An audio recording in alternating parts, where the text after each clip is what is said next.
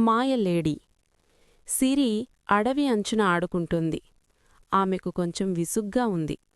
ప్రతిరోజూ ఒకేలా ఉంటుంది కదా.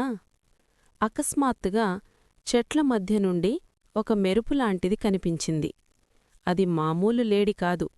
దాని కొమ్ములు రంగురంగుల కాంతితో మెరుస్తున్నాయి.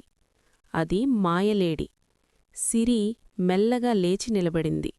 భయపడలేదు, ఆశ్చర్యపోయింది. మాయలేడి తల వంచి సిరిని లోపలికి రమ్మని సైగచేసింది. నాతో రమ్ము అన్నట్టుగా దాని చూపు ఉంది. సిరి తడబడకుండా ఆ మాయలేడిని అనుసరించింది. వారు మామూలు దారిని వదిలి రహస్య మార్గంలోకి వెళ్లారు. వారు ఒక ప్రకాశవంతమైన సెలయేరు వద్దకు చేరుకున్నారు.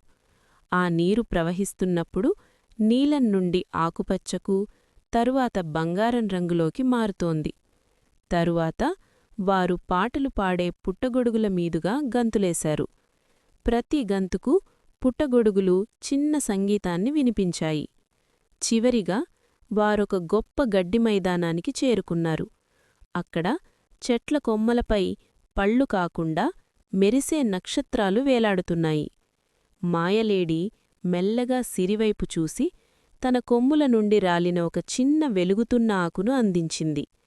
ఇది మాయకు గుర్తు. సిరి కళ్ళు తెరిచింది.